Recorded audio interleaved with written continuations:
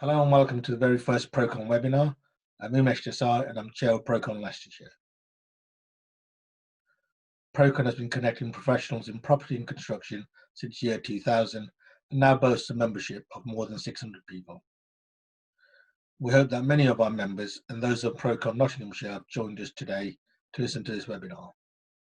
However, we're always looking for more people to join the network, so if you're not a member and are interested in finding out more, please drop us an email at info@procon-leicestershire.co.uk or give us a call on 07 803 126 807. Before I introduce to our webinar topic, I also wanted to mention our Leicester ProCon Awards. We are still plumbing ahead with these and are now open for applications. Please visit the website for more information at www.procon-leicestershire.co.uk. Today we're going to be looking at how mental health and well-being is viewed and treated in the world of construction, and we'll be hearing from three fantastic speakers over the next hour who'll be sharing their insights and expertise with you. We'll also be hosting a live Q&A session at the end of the webinar with assistance from Danielle at Cartwright Communications. Everyone you hear from throughout today's events will be available to answer your questions, so simply type yours into the box below and we'll be answering these in a little while. You can also use the upvote function if you see a particular question you'd like to know the answer to. So please make use of this and we'll be able to make sure we answer the questions that you're most interested in. During this period of remote working, it's never been more crucial to ensure we're taking care of not just our own mental health, but also the well-being of those we work with. So without further ado, let's hear from our first speaker, Sue Southern from Danaher and Walsh, for an overview of the current state of play when it comes to mental health in the construction industry.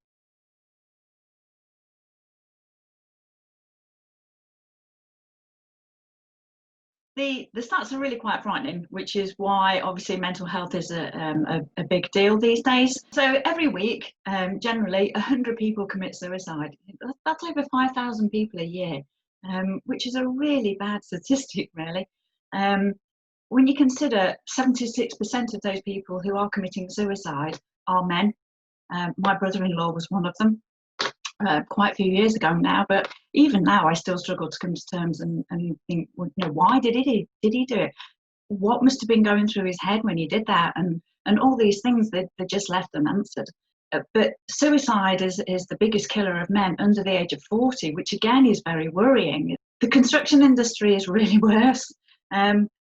Male workers are 3 times more likely to commit suicide in the UK. Yeah, every day 2 construction workers are committing suicide. So, and really we have to break this cycle.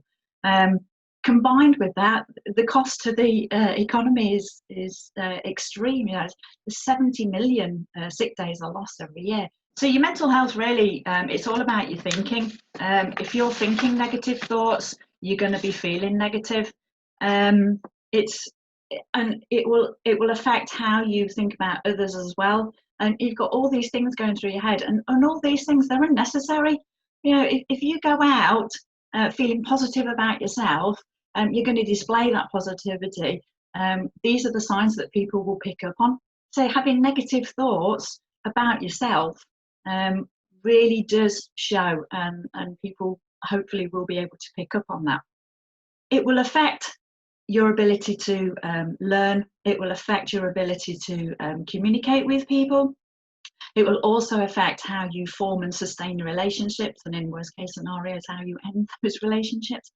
But it does, you know, mental health isn't, it's not sexist, it's not racist, you know, it's not sizist. It will affect everybody. When it comes to keeping an eye on your colleagues, it's about building up relationships. That's the first thing you've got to do. Decrease productivity. When you're feeling negative, you don't want to do anything. So your work, your quality of your work could reduce, or you just don't want to work, in which case you won't. Your morale, and that could have an impact on others, because if you're not positive about what you're doing, then obviously people will pick up on that. And you know, if it's over a long term, then it will affect not just you, but the people around you. If people suddenly don't want to cooperate with you anymore, if normally they were really quite helpful, but now suddenly they're not, then that could be a sign. Being absent from work, obviously, that could be a really common thing. But then the flip side of that is that if they want to spend more time at work, and they're asking for all the overtime they can get, all the weekend work, it could be a sign that they're trying to avoid something at home. Feeling of tiredness, fatigue, just lack of energy, all these things could be signs of poor mental health, or aches and pains for no apparent reason. Because stress and anxiety, all these things, they have an impact on your body. And they are going to, you're not going to be operating at 100%. So all of these signs could lead to anxiety, could lead to depression, suicide, psychosis, which is where your thoughts and emotions are so impaired that you lose a grip on reality. Or obviously the worst case, it could be drugs or alcohol abuse. There are things that you can do to help yourself. Detoxing, especially when everybody is still in lockdown, and we're all eating far too much chocolate and drinking far too much wine and beer. And so detoxing, eat fresh vegetables. The good source of protein and vitamins, and I say they're much better for you than eating any ready meal. Being outdoors in the glorious sunshine, especially at the moment, but we all want to be out there. But it's good for you. Your body do needs the sunlight, which is why in the winter time some people do suffer with SAD disease. You could try meditating. Concentrate on your breathing, concentrate on your body and relaxing and things like that. And ditch the soaps. Let's watch some intellectual TV. If you're going to watch TV at all, watch something that's intellectual. I love to watch University Challenge, because if I get one question right on there, then I think I've had a good night. Half the questions I don't even understand to be able to answer them anyway. But it just keeps you mentally going and keeps you mentally active, and can help you feel good. Okay, well, that's everything from me. I hope you've enjoyed listening to my talk. I'm now going to hand over to Zoe Anastasi from Willmott Dixon, and she's going to talk to you a bit about their challenges within their business. I am going to be around for questions later at the end of this session if you'd like to stick around. So over to Zoe.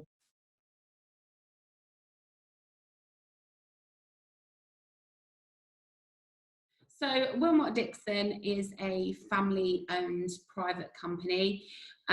We were established in about 1852 by the Willmott family. We have 3 sister companies. The area that I work in is construction, Willmott Dixon Construction, and I'm actually based in the Midlands.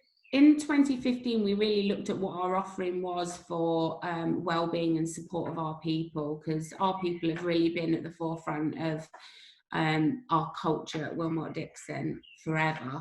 And when we looked back, we thought we had a pretty good offering, actually. We had private healthcare, we had bike to work, doctors, dentists, access to all those kinds of things. The problem that we found when we really looked at it back in 2015 was that although it was a really good offering, not many people knew about it. They didn't know what was available to them, didn't know how to access it. So we really take health and wellbeing seriously. We started looking at mental health and the shocking statistics around that. In 2015, it was kind of highlighted to us, even though the 1 in 4 of us experiencing mental health issues, all of those statistics were quite well advertised in the media and things. But when we dug down into our industry and what mental health looked like in construction, we were really, really shocked. So in 2016, our whole sort of culture changed, and we introduced a 5-year strategy called Building on Better.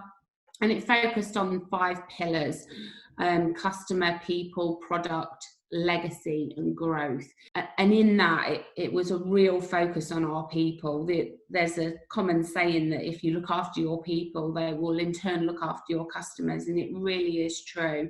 The challenge was to do things differently, as in any business, it was a massive culture change. Our language changed, the way we spoke to each other, the way we conducted our business. It was a massive change. So some of the main initiatives we've implemented over the last few years, one of which is the Life Balance Programme.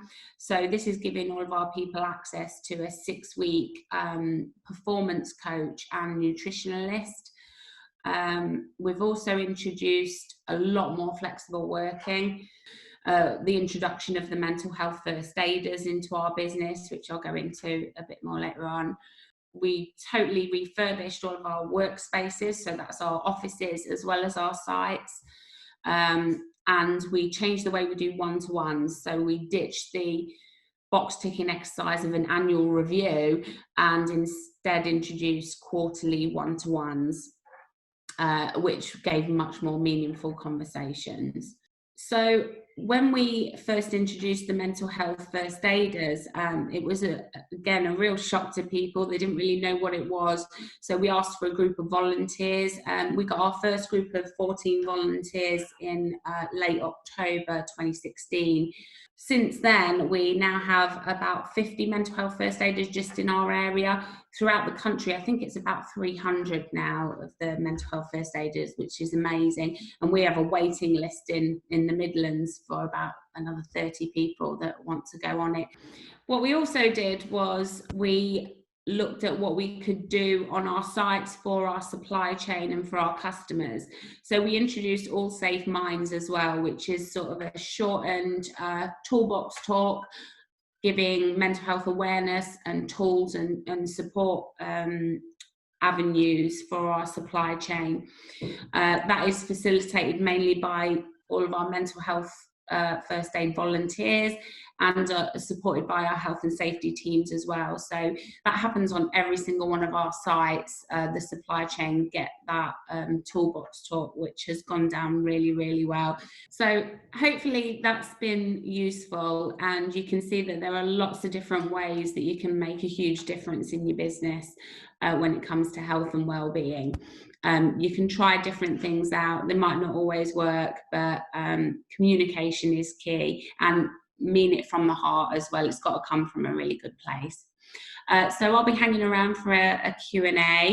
I think you can type some questions in the Q&A box, and I'm sticking around to answer your questions later on.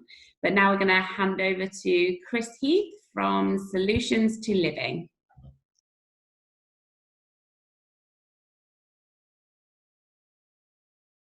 Mindfulness in a sort of succinct process is paying attention to what is happening in the moment without judgment. It's also about regulating your attention to focus on your experiences as it occurs in the now, and not to worry about or be distracted by what has happened or what might happen. And so how can this benefit people doing mindfulness? Well, there's a lot of elements in mindfulness. It's something that's been brought over from the Eastern religions over 2,500 years ago. And a lot of benefits we can get, or the primaries we can get, is concentration, and which some people call focus.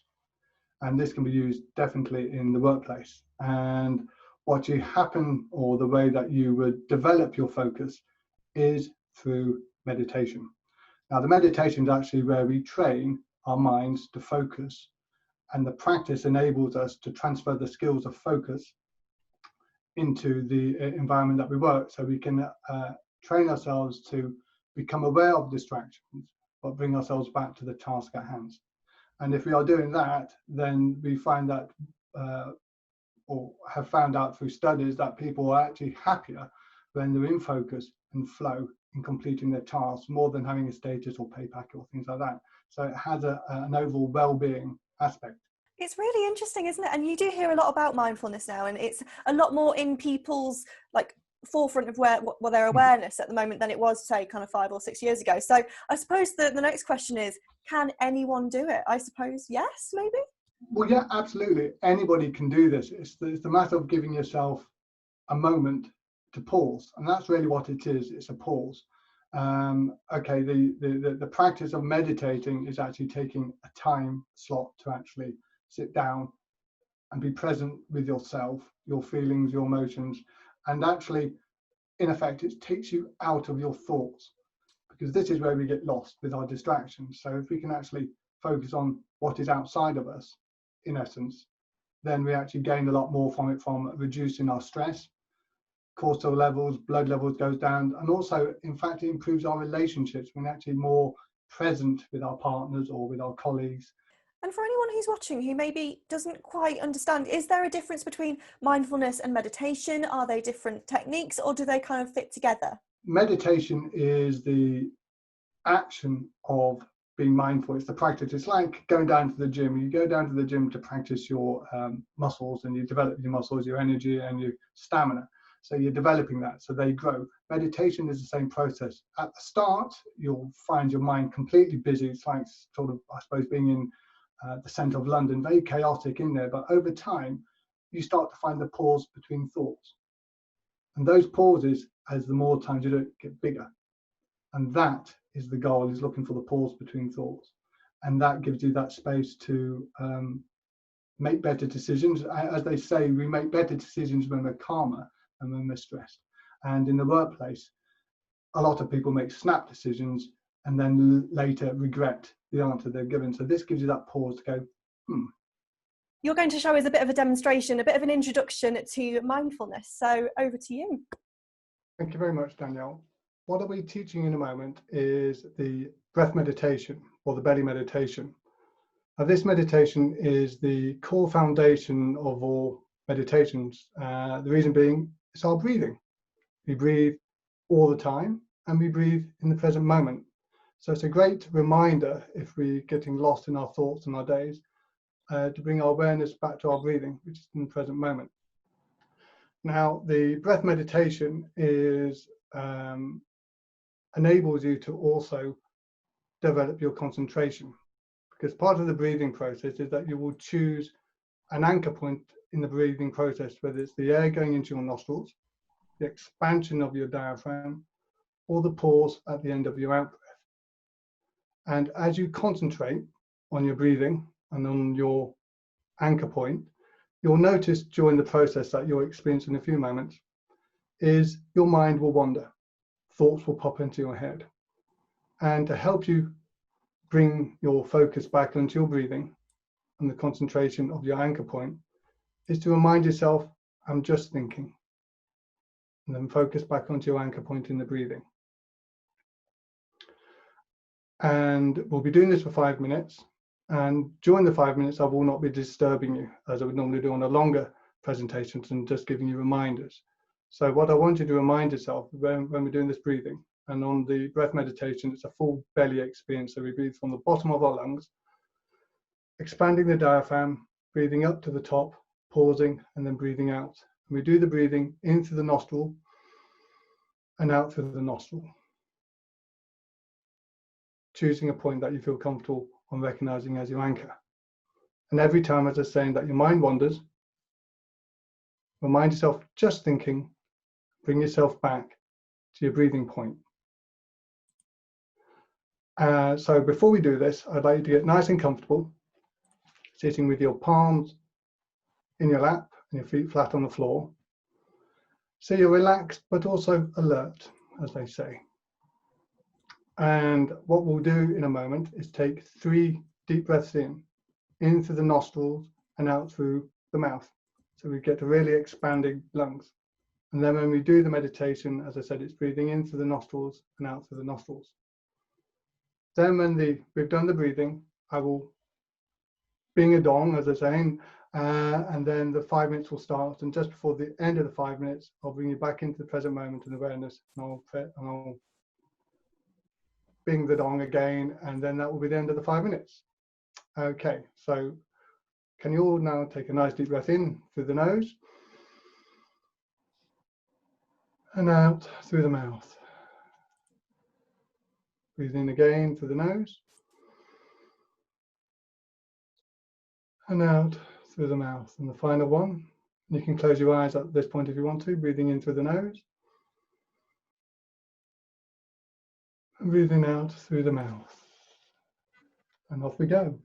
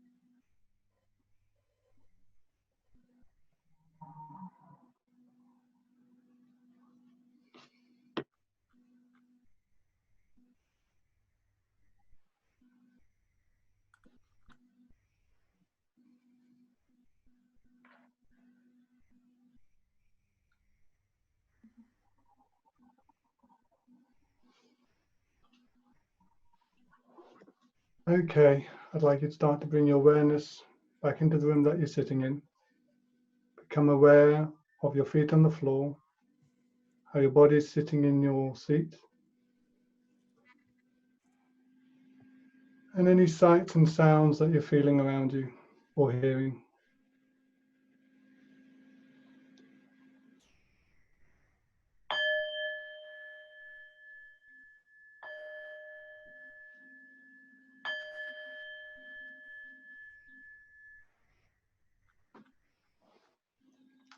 Thank you very much.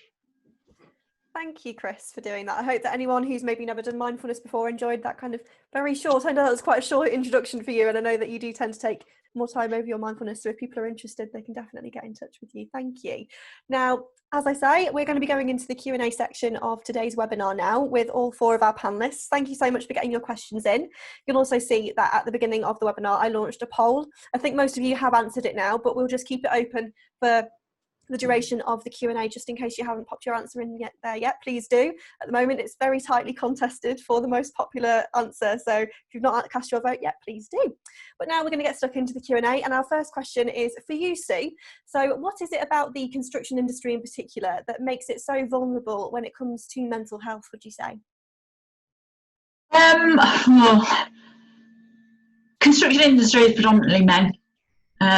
Men aren't renowned for opening up and talking about their feelings as much as women. As women are more frequently having to visit their doctors and having health checkups and things. So I think we still have this stigma that men have to be manly and they have to take on the weight of the world on their shoulders, and they're the ones responsible for raising their families and being the breadwinners. And I think it's about breaking down those barriers. Men can be just as vulnerable as women. It doesn't matter how strong you are, how weak you are. Mental health can affect everybody. As I said in my talk, it's not racist, it's not sizist, it's not sexist. So these barriers do need to come down, and we need to try and tackle this head on. I'm a firm believer that building relationships with people make people comfortable talking to you as a mental health first aider. I can approach people and it's literally just asking them, how are you? What's going on in your life? A lot of my guys now, they do quite openly ring me and they start the conversations now, which is really nice. But there are a few that we're still sort of trying to build those relationships. But it's just about being open but making sure that the environment that they are bringing potentially what are their fears into, letting them know that it is secure, letting them know that if they do come to talk to me, they're talking to me, and I'm not going to go around and tell the world that their problems. They can confide in me, and if they need to talk to somebody, I am here. Plus, there's loads of resources out there where they can go to. Calm is a good example. It is purely for men. So it might be better for a man to go to somewhere that is built around how men feel. So I think breaking down the barriers, breaking down the stigma will do wonders for it. Absolutely, thank you. Now, Zoe, the next one's for you. You are, of course, the mental health lead at Willmott, Dixon, and a mental health first aider yourself. So if people are interested in becoming a mental health first aider, how do they do this? What's the first steps? So the first step would be to go on to Mental Health First Aid England's website, and they'll, because there's loads of different options for the full mental health first aider, which is a recognised qualification, if you like, just like the physical first aid. That's a full 2-day course, but they do shorter awareness sessions as well, but you're not actually classed as a mental health first aider. But yeah, if you go on their website, you can have a look at what courses are currently running in your area. Obviously not at the moment because there's a hold on those at the moment, or you can contact them, and if you have enough people in your organisation, they will come to you and deliver one just for your organisation. Or if you've got 1 or 2 people, you can piggyback onto another session. Oh, but yeah, MHFA First Aid England, yeah, go to their website. Perfect. And anyone can apply, can they? Yeah, anyone. Obviously, there's a charge depending on how many people you want to go on to it. But yeah, there is a charge for it. Perfect. Now, Chris, I have a feeling the exercise you've just done with us might be the answer to this question, but for anyone who's maybe never tried mindfulness before, are there any quick, easy beginner exercises that you can recommend for them? Yeah, the challenge with people think that meditating is hard, and I appreciate that the perseverance. I think one way of doing it is actually counting your breaths. You can just count your breath in for 10 and out for 10, or in for 5 and out for 5, and you slowly practice that way, and you take it in small bites. There's no, there's not a challenge to sit for 5 or 10 minutes or half an hour. You might even just do it for a minute. And just get used to sitting still and becoming aware of your thoughts. And the more you do it, it's like any habit that you're creating, you start to see the benefits of doing something on a regular basis. So if at the start you're finding it difficult to sit still, that's because we've got a racing mind, and we learn how to become aware of the racing thoughts that we have. So I'd say just start off with your breathing. Just focus on counting your breaths and do that for a minute or 30 seconds, and then slowly expand it to the point where you're not counting your breaths. You're just sitting still and becoming aware of your thoughts. And there's other ways of doing meditations. You can actually do a walking meditation if that's easier for you.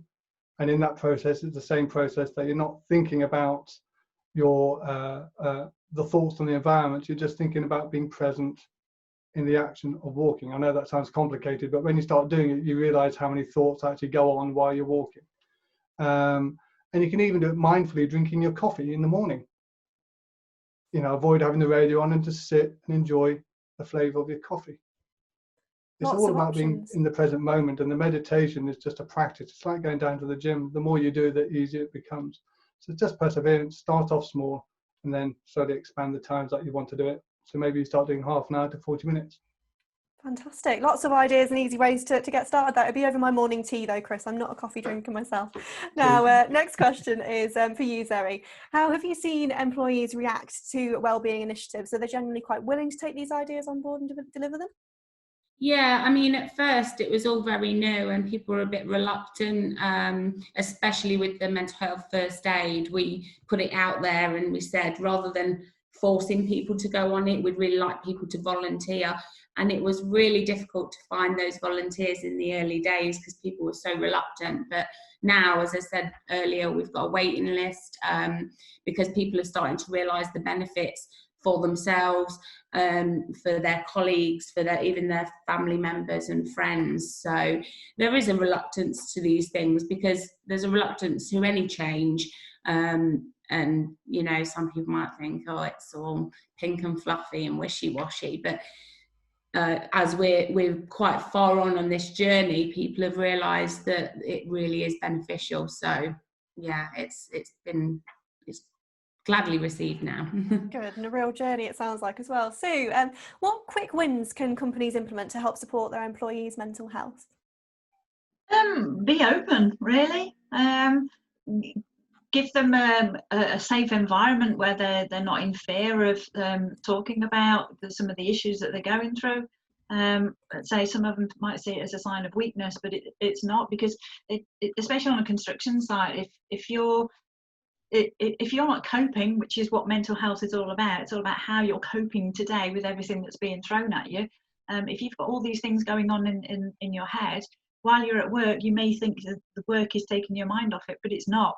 In actual fact, what might be happening is that you're still concentrating 80% of your time on what's going on in the background, and only 20% of your concentration is actually on the job that you're doing, which is where then obviously it becomes a high risk, because you're not fully concentrating, especially if you're operating an excavator or a steel saw.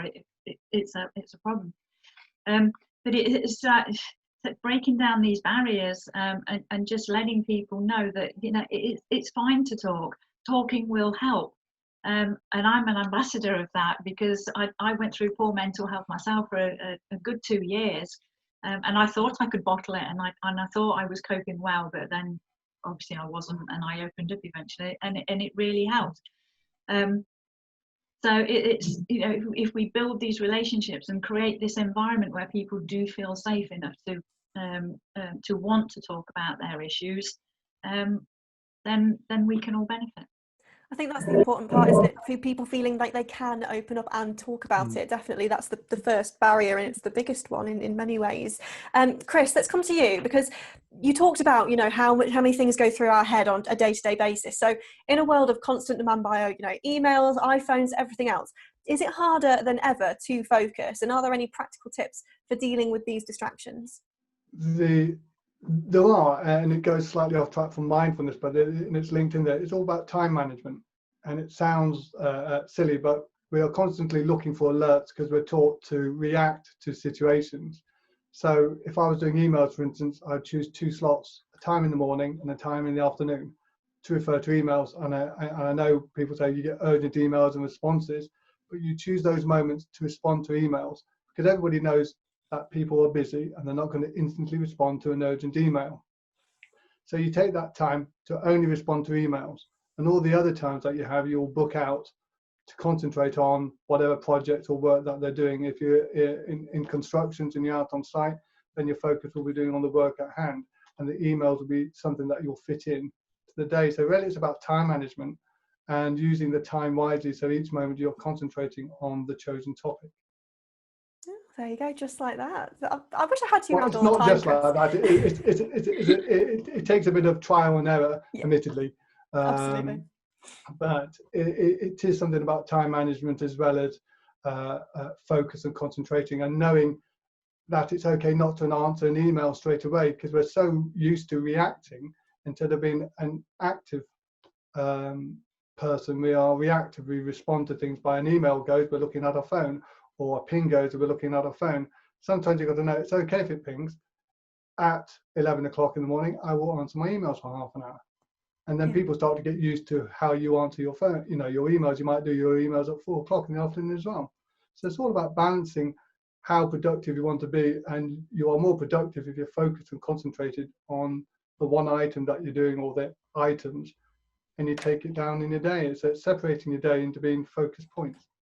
I know that resonates with me. I'm really bad for wanting to reply as soon as I see a message, so that really resonates with me, Chris. Now, Zoe, we've got someone who's quite interested in how you've changed the culture, even down to the language at Willmott Dixon. So can you build on what this means and how you've implemented it?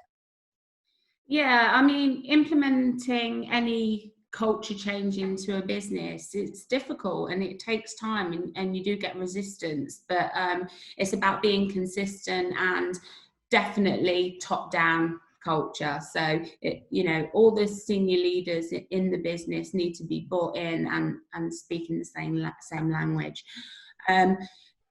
One of the big things we've done is calling out bad behaviour, and that's at all levels in our business. We won't abide any bad behaviour, whatever that may be, and it's about having respect for our colleagues, and understanding them and listening more to what people are saying. We have a tendency in our busy lives to just jump in, and no one's really listening to what other people are saying. So yeah, there's a lot of culture change that we've had over the last 5 years, but respect is definitely up there, and appreciating each other, our colleagues, and looking after ourselves as well. Absolutely. Now, so we talked about this earlier, about actually bringing up the subject being the hardest part when it comes to tackling your own mental health. So how can people raise their mental health issues with their employer? And I imagine that many people will feel worried that this could set them back in their career potentially. I think the key is finding somebody you can talk to that you not can relate to, but somebody that you're at ease with. It doesn't have to be a mental health first aider. Just open up a conversation. Just how are you? And hopefully they will then sort of reciprocate the question. But it's finding somebody you're comfortable to talk to. If you're not comfortable talking to a mental health first aider, or go and talk to your ganger, or your site agent, or your supervisor, whoever you're comfortable talking to. Everybody can listen, and that's really what it's all about. Is you need to release so that you can take some tension. There's an old saying, a problem shared is a problem halved. Well, it might not be completely halved, but at least it takes some of that energy out of you that you're using to contain this within inside you. And containing it, just the bottle's going to pop at some point, and then you're into a whole world of uncertainty. So it's about making sure you can continue to cope on a daily basis with everything that's being thrown at you, even if it is just a 10-minute conversation. So within Danaher and Walsh, we do have a number of first aiders who are readily available. Our contact details are posted on all of our sites. In our offices, we've got mental health board, which is a proactive board. We write questions on there so that people can physically respond. And nothing is judged. It's all open, it's all honest, and some of the things that are written up there are quite interesting. But yeah, it's just talk to somebody that you feel safe with. Talk to somebody that you feel that you can confide in. Absolutely. Now, Chris, talking about meditation and mindfulness, one of the hardest things about it is persevering with it. So do you have any tips for people who are struggling to meditate and use mindfulness in the early days of picking it up? Patience. I know that sounds silly, but just first of all, I'd find a good teacher to help you. There are loads of YouTube videos and online sort of through online audio that you can listen to. So if you are struggling with it, then you can just do a guided meditation that will help you get familiar with the process of sitting still, becoming aware of your thoughts, and the guided meditation will take you through different aspects of whatever the guided meditation is focusing on, but you'll get used to sitting still, becoming used to your thoughts, and that way it gives you a set time that you're listening to. So that's one way of starting off, is listening to guided meditations. And as you get along, then you start getting used to the silence, and the hardest thing is sitting in silence. People find it awkward sitting in silence. Most people can do it for 30 seconds, and as you persevere with guided meditations, then you actually get used to sitting still, because you're creating new habits. And as you create new habits, things become easier and it becomes part of your routine. We are creatures of habits. So once you start developing that, then the perseverance side of it becomes second nature. It's like going down to a gym or getting up and cleaning your teeth. You do it automatically without thinking about it. Right at the start, it's a conscious process, and it is difficult because we're actively having to put energy into doing something right at the start. Then when we get used to it, comes second nature. It all sits in the subconscious and we just do it naturally. I was going to say, yeah, habits are hard to form, but when you've got them, they last a lifetime, don't they? So, absolutely.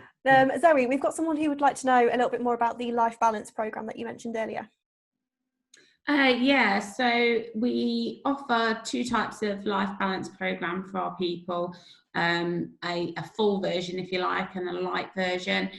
And that is a 6-week the full version is a 6-week program where once a week, I think it is, or once a fortnight, I've not done it for a long time, but you get to see a performance coach, which is kind of like a life coach, totally anonymous. You know, everything you say is in confidence, unless there's a real major problem, like with anything.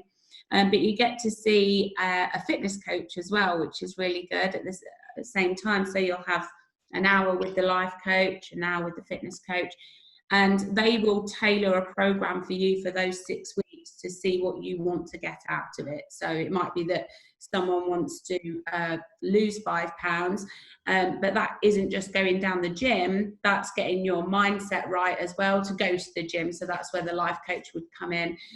Or it might be that you want to get a promotion in the business.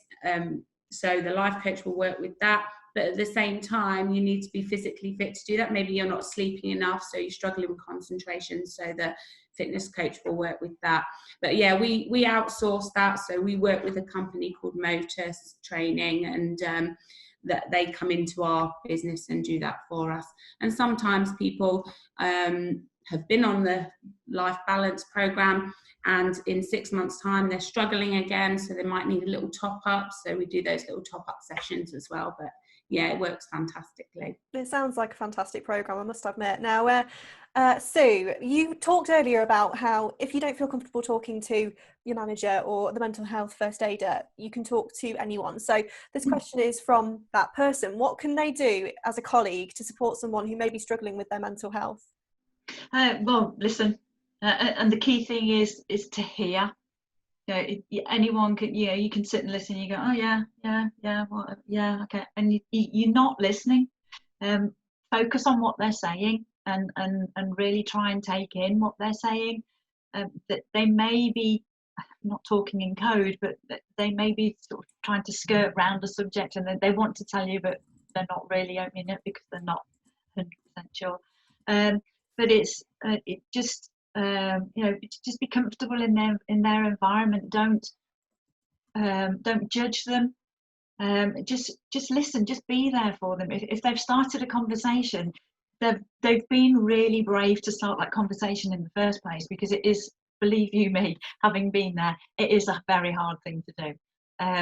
So just be there for them, and after you've had that initial conversation, just think, oh, that's it, we're fine now, it's done and dusted. It's not. Just keep going back to them and saying, how are you today, how's things at home? You don't have to have in-depth conversations, for hours on end. Sometimes just a 2-minute conversation, just to sort of say, I am interested in how you are, I am concerned about you, I really want to help you through this. It might just be the thing they need just to help them cope for the rest of the day. I think there's nothing better when somebody says to you, how are you doing? You didn't see yourself yesterday, how are you today? And it's really great, because it gives you that feeling that you are loved. Loved might be a strong word, but certainly appreciated or liked. Valued. But it's just about, it's helping each other. We've got to help each other, because at the end of the day, we are all we've got. Absolutely, I couldn't put it better myself. So now, Chris, we are of course at the moment still in the coronavirus pandemic. Do you think that this has had an impact on people's mental health, and if so, what kind of impact? Yes, I think it has. It's probably brought up people's anxiety in various fronts, from health to their occupation, because obviously when you read the newspapers, which obviously, in my point of view, exacerbates anxiety if you're overthinking possibilities of what might happen with businesses starting to lay people off, which I know a lot of the construction companies aren't, but there's potential in other companies that they are, such as the airline industry. And that can challenge your anxiety of saying, am I one of them? And it can make you feel very uncomfortable, just as Sue said about talking to somebody. Now, when you talk to somebody, it's known that you've got a safe space to talk and you're being heard and valued. And that's the thing that you need to understand about it. And with the activity of Zoom and talking to your friends on WhatsApps or things like that, it's just being able to be heard and having your thoughts aired. Sometimes your thoughts don't even need to be answered. They just need to be put out there, so you can say, is it rational? Am I being rational with my thoughts, or am I just overreacting to something that I don't know? And I think with this pandemic, there's a lot of unknowns, and that's can affect the mental health, absolutely. Oh yes, definitely. And thank you so much, by the way, everyone, for all of these questions that you've been sending in. They are fantastic, and we've still got a few more to get through, everyone, so you're doing really well. Thank you for answering all of these. Now, Zoe, hopefully no one is ever in this situation, but if someone does approach their manager to talk about their mental health and doesn't feel like they're being very supportive, what can you do in that situation?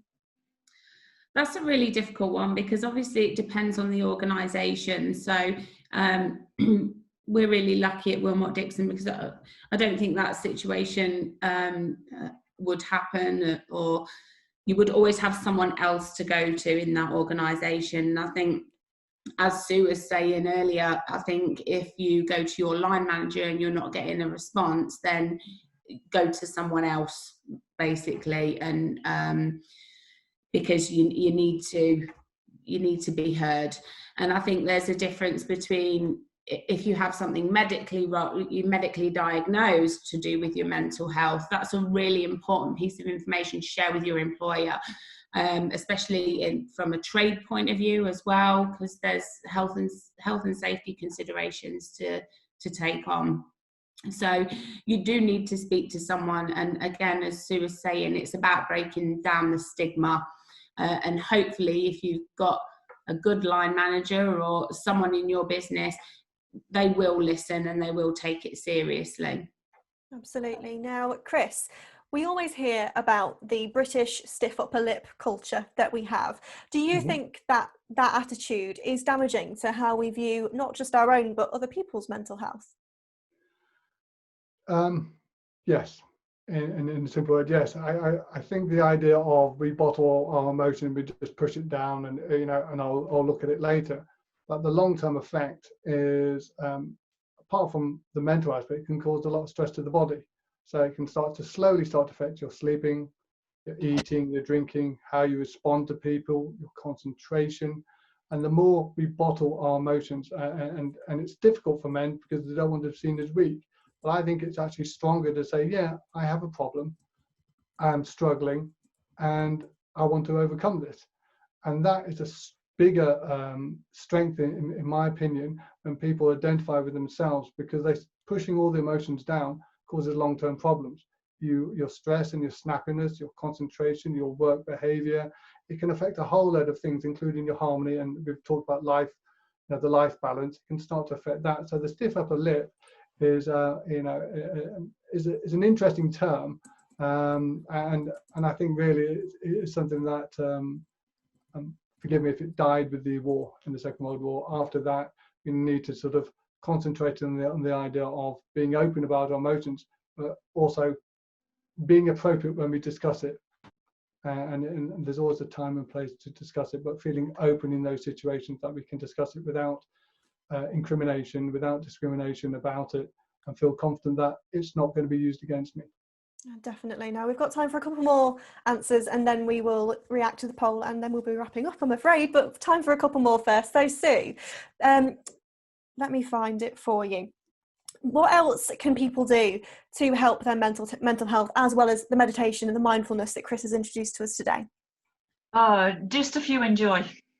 Personally, I'm a biker. I get out on my motorbike, I have a ride around the countryside, especially on a nice hot sunny day. Just do something you enjoy. If you're doing something you enjoy, then you're going to have positive thoughts, positive thinking, and everything that's going on in your life is it's just going to pale into insignificance for a short time. It might be just enough to give you a respite from what's going on. Eat healthily. I'm a firm believer that you are what you eat. If you're eating trash, you're going to feel pretty trashy. But if you're eating nice, healthy vegetables and got meat and protein coming into your body and all your vitamins, it is going to make you feel a lot better. So, and like I say, stop watching the soaps, and probably don't concentrate so much on the news at the moment. It's all about COVID-19. We all know it's out there. We all know there's the risk, but just give yourself a break from it for a short time, and concentrate on something that's more important to you at this limited time. So if you've got kids, this is a great time to be spending time with your kids. If you've got pets, this is a great time to be spending time with your pets. Let's focus on the positives that we've got at the moment that are close to hand, rather than what's outside the door and what is really scary to everybody. But hopefully we will all overcome this, and we will come out the other side and everything will be great, and we'll all be down the pub again having a drink and sharing laughs and jokes and telling stories about what we did during lockdown, and it'll be great again. But let's just focus on the positives that we've got, and do something that you enjoy. I, for one, am very much looking forward to that first trip to the pub. I won't lie. I won't lie to you, Sue, once lockdown lifts. Now, Zoe, we'll have the last question with you. Do you think, we're always hearing in the news about the skills crisis in the construction industry. So do you think that the increase of male suicides could correlate to this decline of unskilled work that's available? I'm not sure that it does, to be honest, because I think that people, especially young people coming into the industry, are so unaware of this problem with mental health. It's not until maybe they get into the industry that they start to realise that there is a problem. But no, I don't think that it's correlated with the skills shortage, but I'm hoping that with more awareness, it will attract more people to the industry to know that they are valued and, that they're supported. So hopefully it can only be a good thing moving forward. Definitely. Now, we'll just end with the results from the poll, which I'm now sharing with you all. As you can see, there has been a complete tie between people thinking that mental health is not taken seriously enough and not seriously yet, but it's on the horizon. Now, I'll bring all four of you in to react to this, if that's okay. Umesh, do you think those results, do they surprise you, or is that kind of how you feel about it yourself? No, I think that's how I feel about it at the moment. I think there is still a lot more work to do, and as some of our panelists have said today, that there is that perception that people are reluctant to talk about it openly and feel that employers are not doing enough. But more and more organisations are actually taking this on. I work at the university, and it's certainly very much in the forefront for the last 2 or 3 years, and especially with social media, it's very much at the forefront, and students are talking about it. and every university are asked to do something significant in terms of the efforts in looking after mental well-being and healthiness of staff and students as well. So it's certainly getting a much more higher profile. I still think we're a few years away from actually sort of really cracking this properly. Yes, absolutely. Chris, I mean, let's apply this to all industries as well. This is, of course, just construction, but do you think that this is across the board, across all industries? Yeah, it's coming into certain places, and it takes the company to take the initiative, just as Sue's mentioning, and Zoe, that to elect somebody to come into or create a position for a mental health advocate that can be there and can generally help people. Because a lot of people see it as just being a woolly thing, and it's there for weak people, and it's not going to work. They need to almost see the evidence of it working before they'll feel confident that this person can help. So how you bridge introducing something to the evidence base that having somebody there can actually help you. And I think a lot of people forget that our mental health isn't just for work, it also affects from our home or vice versa. So if you're struggling at home with things like family or marriage issues, it's going to be brought over into your work, how you respond to people, and it's going to affect you in many aspects of your life. So it's not just a work issue, it's really just men feeling more comfortable to say, I'm not the Superman that everybody thinks I am. The image that I have put on there is just it's just an image, and I should be more open and honest with myself that I need help. Absolutely. And not be afraid to ask. No, definitely not. Now, Sue and Zoe, we'll end with you two. Obviously, at the moment, that is a tie between not seriously enough and it's on the horizon. So what needs to be done to tip it so it is taken seriously? And that's the majority we see in these kind of polls. Sue, we'll come to you first. Gosh, well, do you know what? I was rather hoping that the not serious yet, but on the horizon was a lot smaller percentage. I was optimistic that it's taken seriously was going to be the higher percentage, but it just goes to show that we need to do more. We need to get out there more, and perhaps it's about more communication and perhaps more interaction rather than communication. Being there face to face and actively, opening conversations on a daily basis, and it's not just about sending out a toolbox talk and hoping everything will be hunky-dory. It's obviously that we do need to do more, and we need to change people's perception that this is a serious thing, and it can really be bad for your health, and we need to take action on it. So yeah, let's hope in a year's time, if we do the same poll, that it will be different. Yes, well, we'll see you all this time next year. Zoe, any final thoughts from you on that?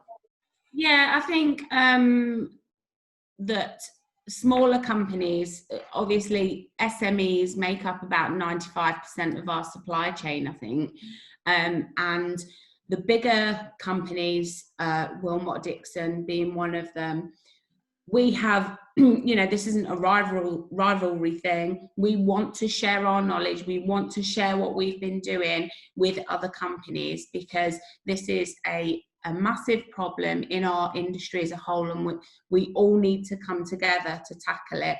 And if we're all singing off the same hymn sheet, then it's going to make a much bigger impact.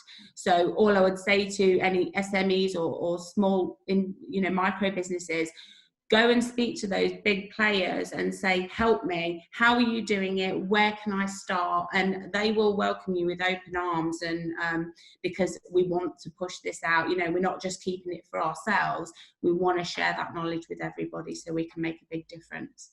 Fantastic. Well, thank you so much, the three of you, for answering all of those questions. I know we threw an awful lot at you there, some fantastic questions from everyone watching. I know we didn't quite get around to answering all of them, so what we'll do is we will get those answers to you from our panellists and get them out maybe on social media or some platform so that you do get the answers. But for now, I'm going to hand over back to Umesh, who is going to bring today's webinar to a close. Umesh. Well, thank you very much, Danaher. Thank you to all of our panellists, Sue, Zoe and Chris, and thank you to the team at Cartwright Communications for the support, and thank you all for joining and watching today.